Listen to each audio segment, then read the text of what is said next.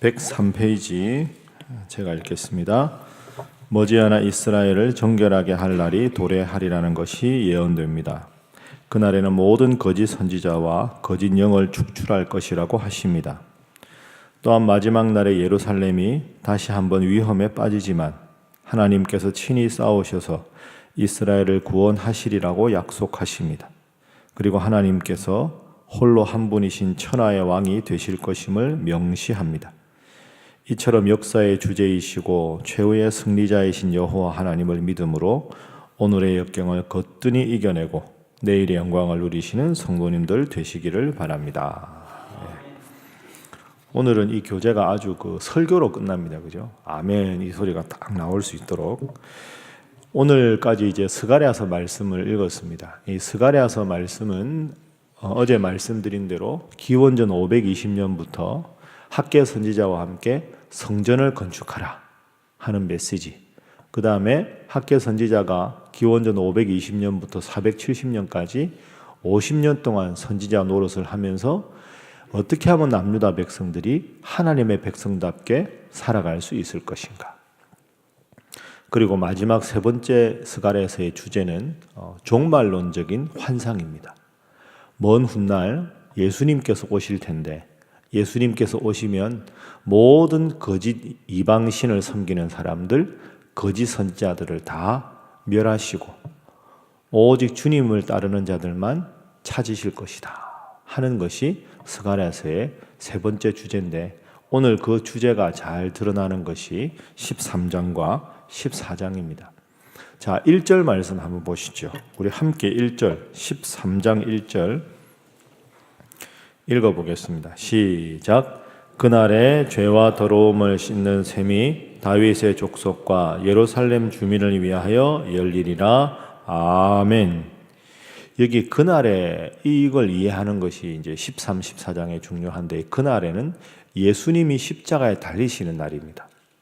그러니까 지금 스가랴가 한 500년 정도 전에 후에 일어날 일을 미리 보고 그날에 예수님께서 만왕의 왕으로 오셔서 이 세상을 구원하러 십자가에 돌아가시는 그날에 죄와 더러움을 씻는 셈이 다시 열린다.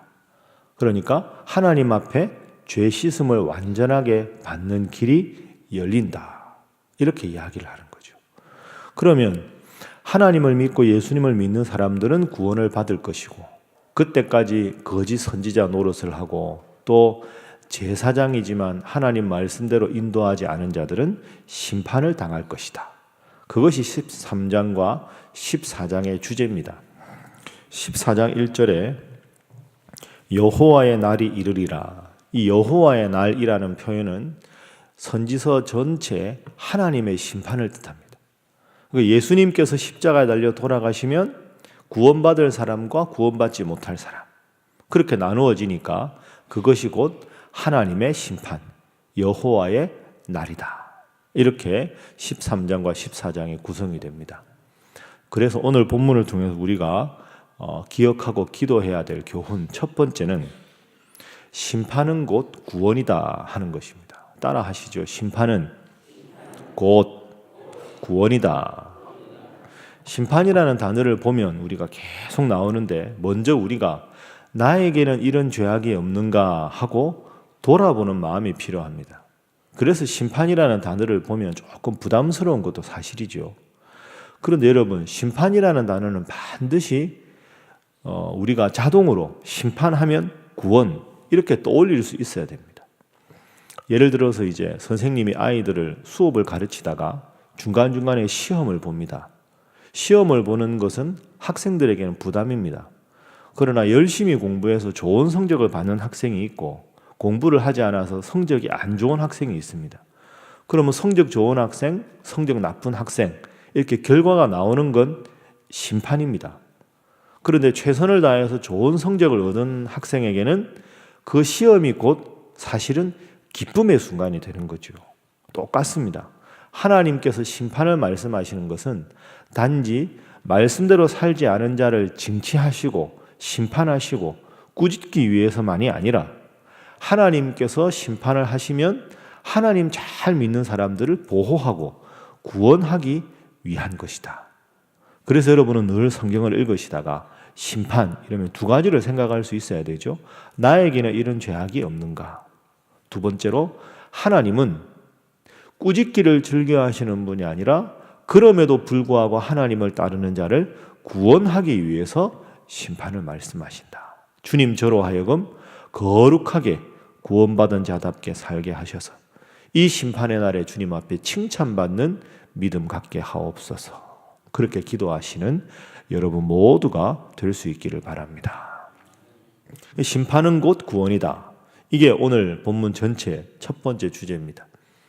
두 번째 이제 구원이라는 주제를 좀 더 생각해 보겠습니다.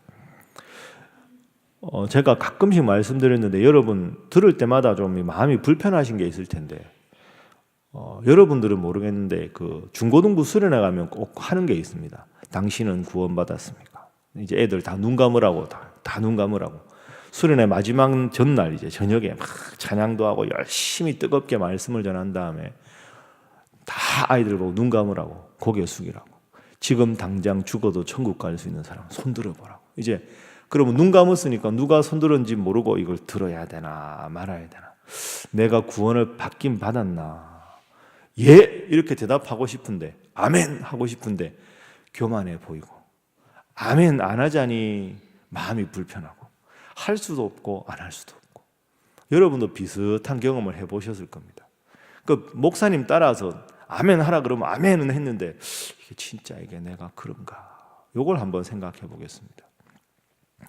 지금 죽으면 천국 갈 자신이 있습니까? 당신은 구원 받았습니까? 이렇게 물으시면 두 가지를 꼭 생각하시고요. 첫 번째는 아멘 할 수 있는 믿음이 있어야 합니다. 자, 이거 생각해 보죠. 예를 들어서 결혼식을 합니다. 이제 제가 이제 목사니까 주례하지 않습니까? 신랑 신부 앞에 있고 꼭 이제 말씀 전한 다음에 이제 서약을 받습니다. 신랑 누구누구는 신부 누구누구를 주님께서 정하신 짝으로 맞이해서 평생 동안 사랑하고 섬기며 존귀하게 대하겠습니까? 이렇게 묻습니다. 다 하객들이 있는데 그건 제가 아직 자신이 없고 좀 살아보고 이렇게 하면 안 되잖아요. 신부도 마찬가지죠. 자, 그런데 여러분 이걸 한번 상황을 생각해 보십시오. 그 상황에서 네 하고 크게 대답했다고 부부싸움 평생 안 하는 게 아닙니다. 네 하고 대답하는 것은 지금 당장 내가 완벽하지 않아도 그런 마음으로 살겠다는 선언적인 의미가 있는 거죠. 평생 사랑하겠습니까? 솔직히 말해서 자신이 없죠. 엄밀하게 생각하면 노력은 하겠습니다. 그런데 뭐 지금 제가 뭐 네 한다고 그렇게 살겠습니까? 이런 마음이 있다고 이거 잘 모르겠는데 이러면 결혼식 분위기에 싹 하게 되는 거죠.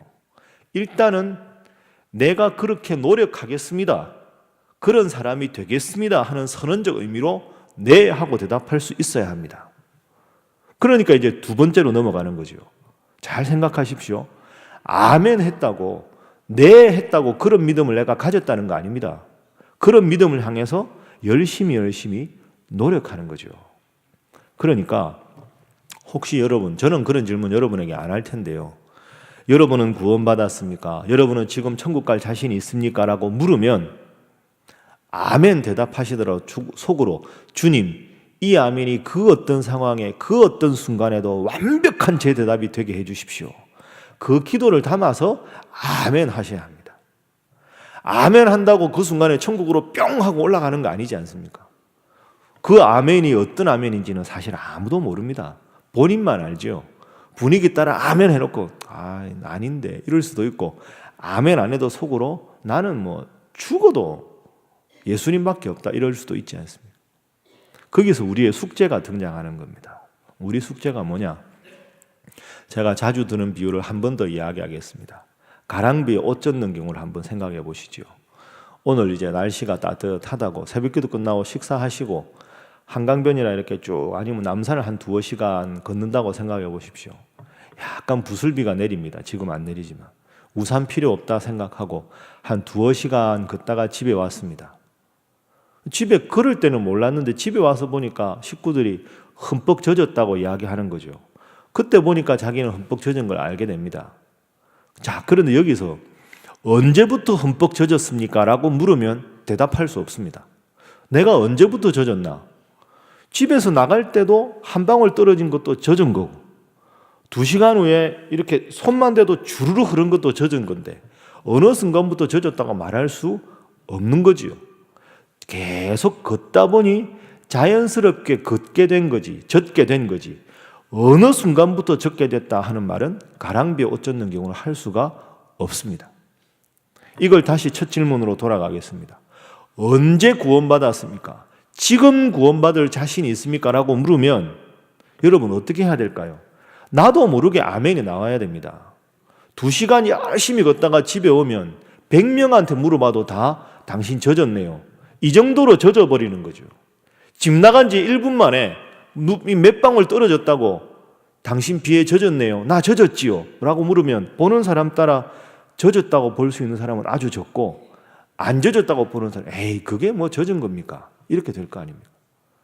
누가 봐도 흠뻑 젖은 영적으로 표현하면 평상시에도 하나님 잘 믿는 믿음, 환난이 올 때도 하나님을 잘 믿는 믿음, 가장 극단적인 순간에 누군가 나에게 총부리를 들어대고 예수 안 믿으면 살려주겠다 하는 그 순간에도 나도 모르게 예수 없이는 제가 살 수 없습니다. 차라리 저걸 죽이십시오.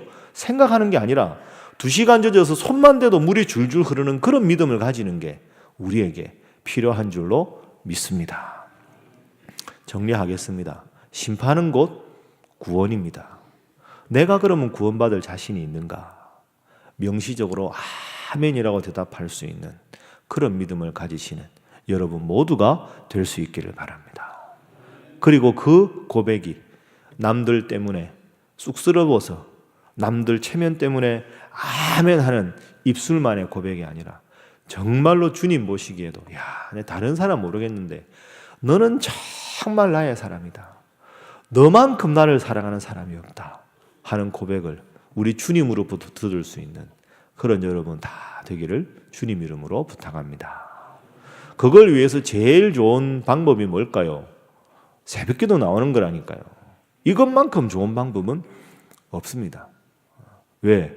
진짜 새벽기도는 훈련 아닙니까? 주일날 한 번 오는 거는 갈 수 있는데 새벽마다 이렇게 오는 게 뭘까요? 영적으로 생각하면 가랑비에 옷 젖는 겁니다.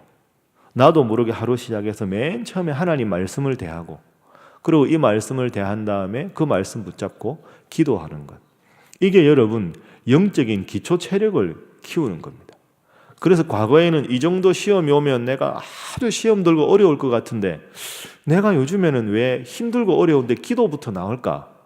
그게 왜 그런가? 영적인 기초 체력을 잘 다져 놓으면 웬만큼 힘들고 어려운 일이 있어도 지치지 않는 것과 똑같습니다.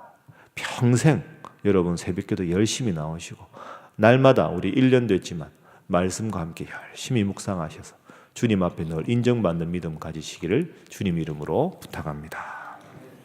마지막 세 번째는 오직 하나님만 바라보게 하여 주옵소서. 이 믿음이 필요합니다. 우리 14장 9절 말씀. 자, 9절 말씀 함께 읽습니다. 시작. 여호와께서 천하의 왕이 되시리니 그날에는 여호와께서 홀로 한 분이실 것이요 그의 이름이 홀로 하나이실 것이라. 아멘. 천하의 왕이 하나님이시다. 하나님은 홀로 한 분이시고 그의 이름이 홀로 하나다. 상천하지에 우리가 믿고 따를 분은 하나님 한 분밖에 안 계신 줄로 믿습니다. 그래서 이 스가랴서의 마지막 요절 14장 9절 말씀, 오늘 여러분에게 주신 말씀으로 꼭 기억하시고 하나님, 천하의 왕이 되신 하나님, 제 삶의 왕이 되어주시고 평생 주님 따르게 하옵소서 기도하심으로 늘 왕 되신 하나님께서 여러분의 모든 인생을 인도하시고 여러분에게 큰 은혜와 복을 주시기를 주님 이름으로 축복합니다. 함께 기도하겠습니다.